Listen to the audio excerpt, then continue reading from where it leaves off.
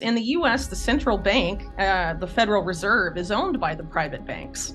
So they don't do anything the private banks don't want. And so if you have a direct issued CBDC like is being piloted in like China and like these other countries around the world where the central bank is directly issuing that currency, basically in the US it would mean that for every dollar produced, they would have to hold one reserve backing it up, like a 1-to-1 ratio. But Wall Street doesn't want that because they engage in something called fractional reserve banking, right. which is where basically like you deposit $1,000 in the bank and they keep like $10 and, you know, loan out the other 900. And that's why bank runs happen and banks go insolvent. But it also allows them to pump up these crazy Wall Street casinos, and they have no intention of changing their behavior at all. If you give in to the panic, that's the worst thing you can possibly do.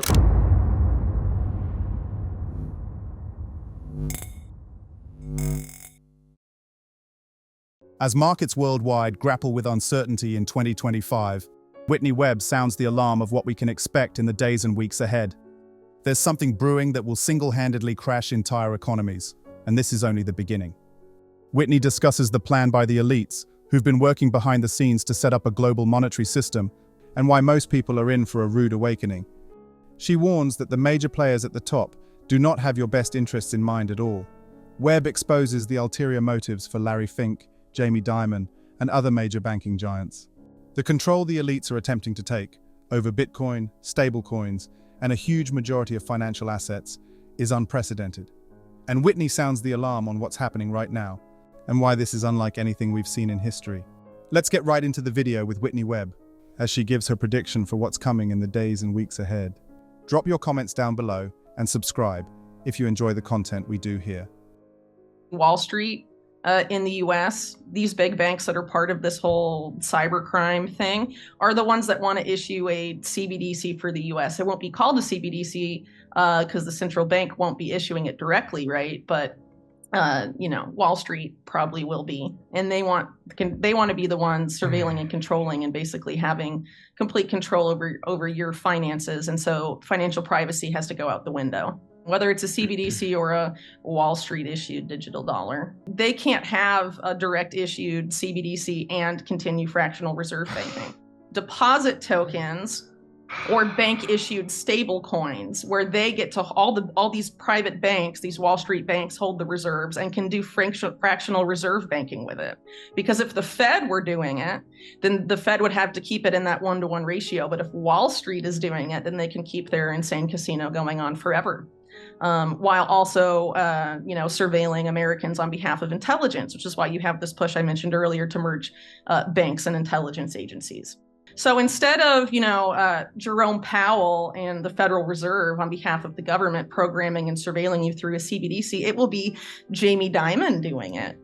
Where do you see us being in 2030? And do you think Trump will be any different? So, 2030, it's kind of hard to say what's going to happen between then and now. What I will say as far as the cyber attack stuff, the World Economic Forum, their number 2 guy after Klaus Schwab, in January of this year said that there's going to be a massive cyber attack. And if you recall, Klaus Schwab during COVID said stuff like, oh, soon there will be a cyber pandemic that will, in comparison to COVID, make COVID look small by comparison, paraphrasing, but something like that. So the risk of that happening soon, something like that, is very high. And of course, if something like that does happen in the US, there will be a Cyber Patriot Act that will be rushed through. And some particular nation state, we can probably guess which ones, will be blamed.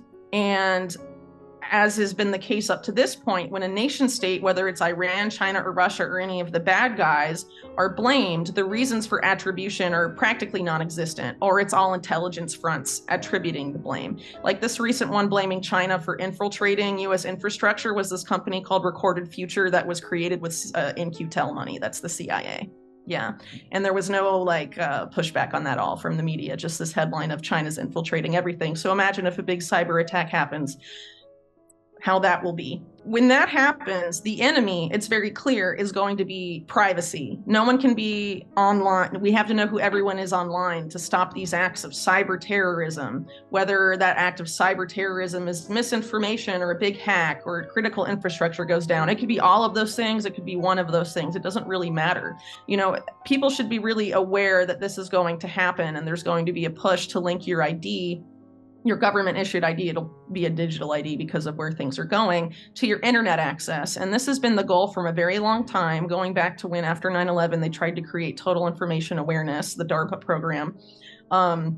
They want to know not just what you're posting online, they want to see what you're reading online also. Literally everything you do online, all your financial activity, they want all of it. And if you listen to people like Eric Schmidt, who was recently talking about what he feels like needs to be done, I think what's important for people is to sort of think through this stuff because, knowing people, for example, in Argentina, their economy collapsed in 2001.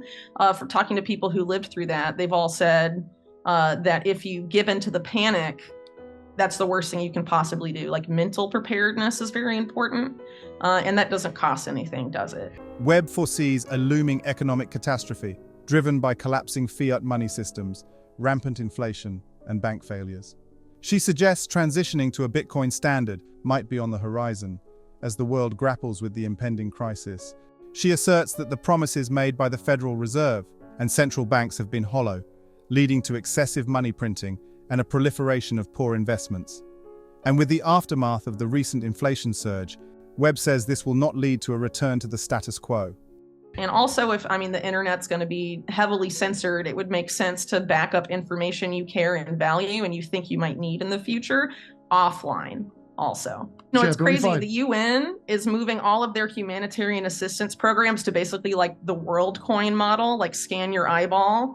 If you want, your humanitarian rations. It's called Building Blocks, the World Food Program. Insanely Orwellian. They onboarded like millions of Ukrainians onto that recently. And they're basically like, oh, you want food? You want to live? Give us your iris scan. Hey, what about India? Didn't they go fully digital ID?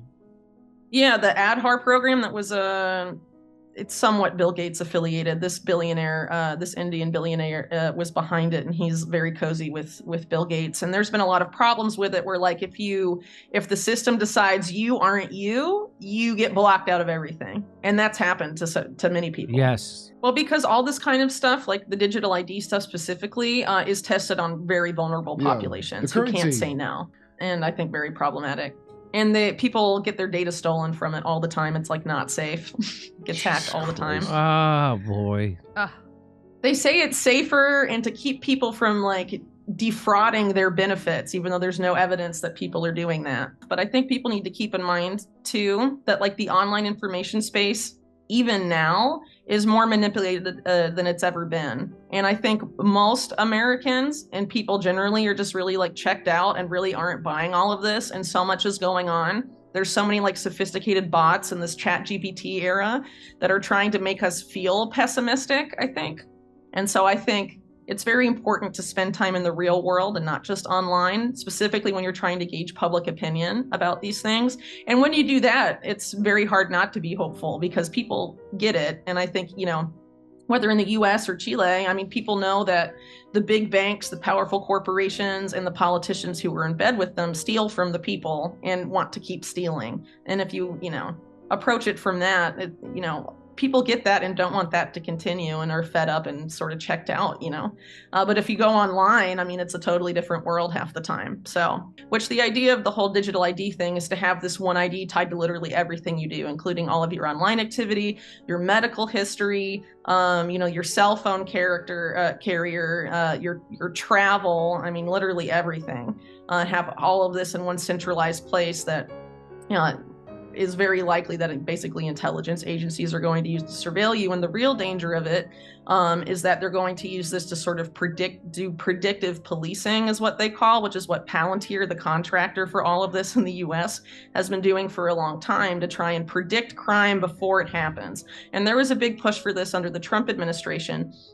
From William Barr specifically. And so basically they wanted to put AI in charge of going through people's social media history to identify warning signs. And if you apply this to all this other misinformation stuff and treating misinformation, which we know is just information the state doesn't agree with most of the time. And the best way to stop this is to opt out of big tech and opt out of big social media and start building or looking for some sort of alternative, because they're very complacent in the sense that they think everyone's going to stay dependent on all of these platforms and services. And we can make alternatives, or we can do something else. We don't have to use, Google and Microsoft, who are all contractors with US intelligence and the government and all of this stuff. We don't have to do that.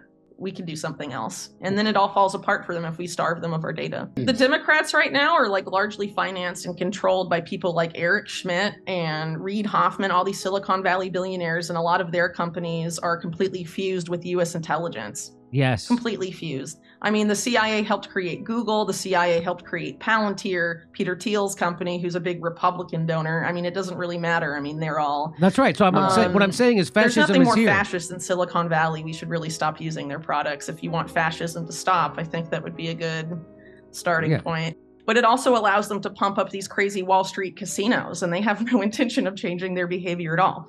Webb warns against the entry of powerful financial institutions like BlackRock into the Bitcoin space, saying this is definitely a negative development in crypto. She asserts that these institutions are set to control a significant portion of the cryptocurrency supply, and emphasizes the importance of resisting this obvious influence on the market. Webb foresees a looming economic catastrophe, driven by collapsing fiat money systems, rampant inflation, and bank failures. She suggests transitioning to a Bitcoin standard might be on the horizon, as the world grapples with the impending crisis. She asserts that the promises made by the Federal Reserve and central banks have been hollow, leading to excessive money printing and a proliferation of poor investments. And with the aftermath of the recent inflation surge, Webb says this will not lead to a return to the status quo. What do you think about her prediction? Comment down below. Thanks so much for watching. Don't forget to like and subscribe. This is Library of Wealth. We'll see you in the next video.